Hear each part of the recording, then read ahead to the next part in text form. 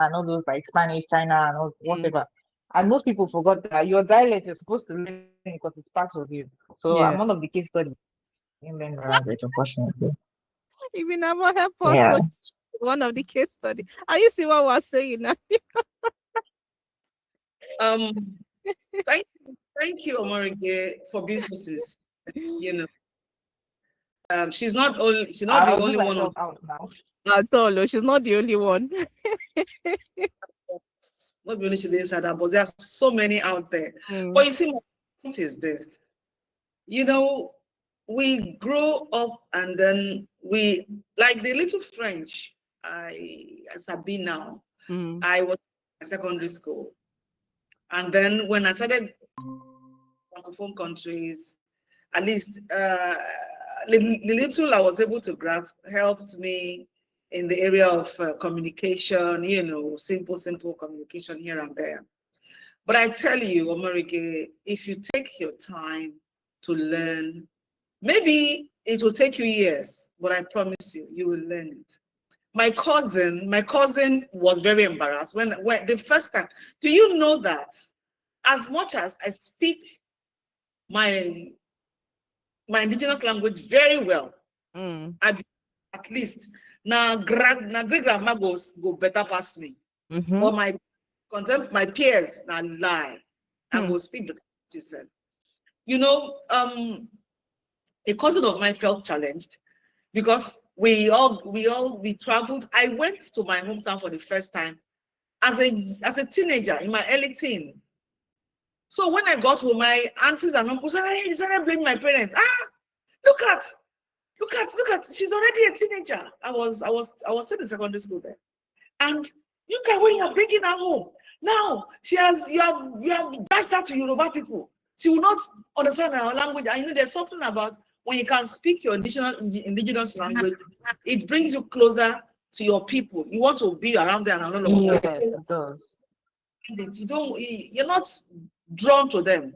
So Hmm. my mother says, "Om na ne lugwa bebe obo ibla." Hi, I don't speak my language. I don't shakara on now.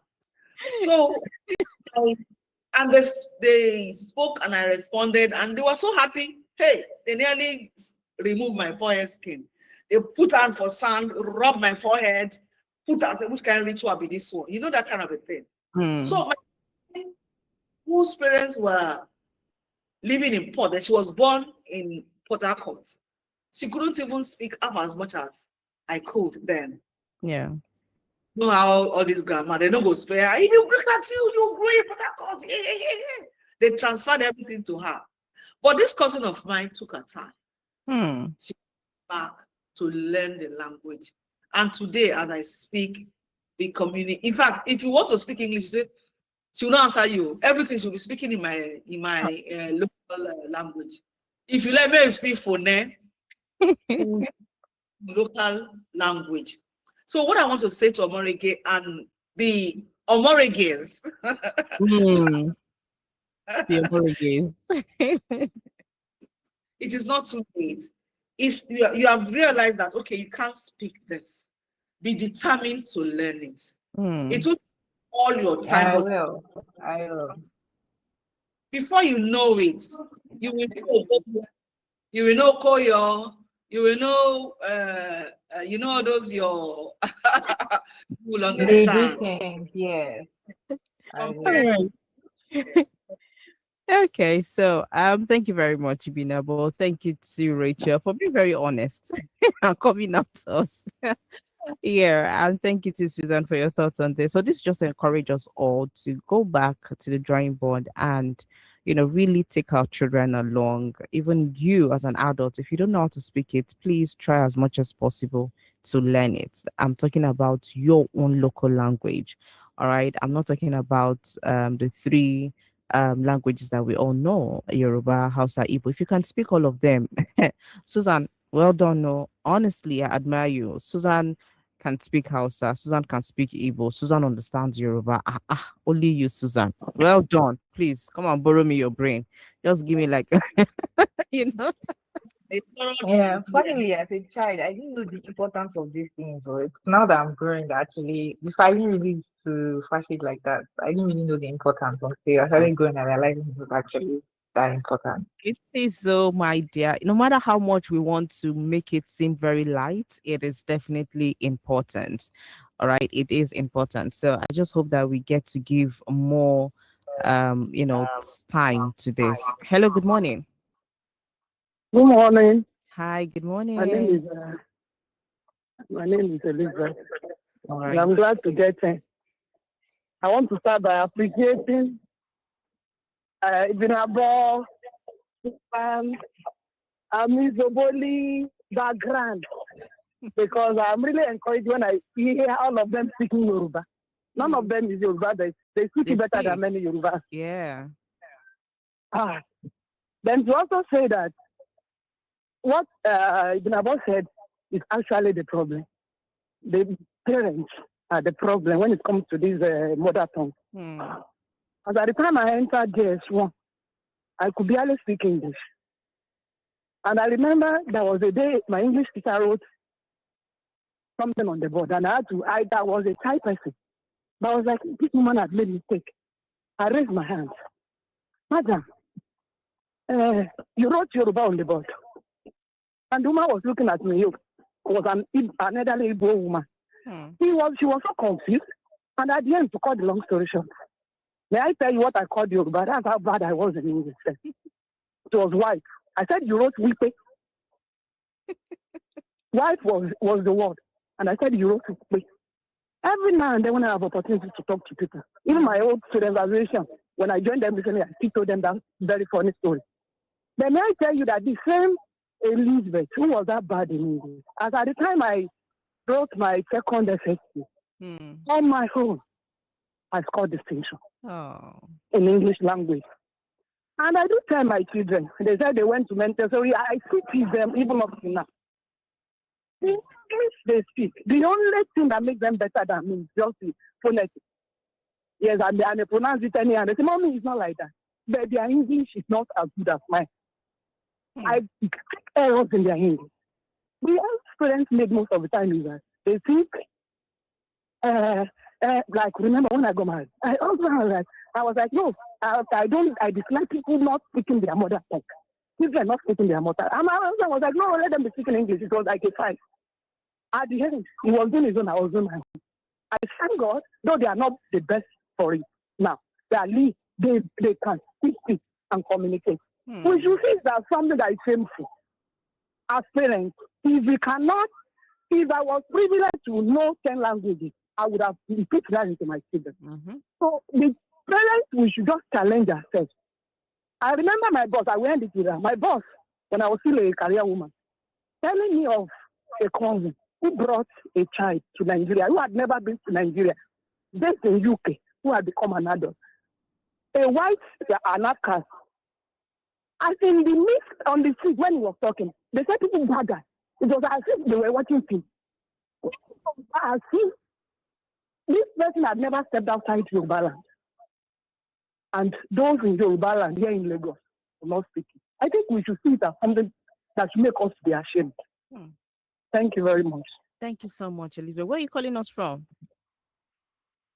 Oh, okay, I didn't get that. But thank you so much for calling and also sharing your experience and how she went from not being able to speak or read English to being able to do so fluently. So to the extent that she's not competing with her kids when it comes to English. So it's not too late to learn. I think that's what I picked from her story. It's not too late to learn. We can always start it at every point, at any point at all. Once you're determined to, you will. After all, grown up who go to a different country, who go to Germany, who go to Russia, don't they learn how to speak the Russia?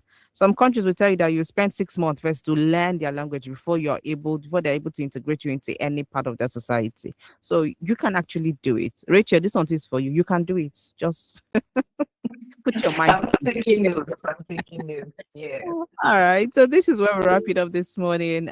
We've been about a minute. Let's give it that minute. And then Susan, you give us your final words too. Okay, just nothing. I'm just excited about the last caller, and Elizabeth. excited.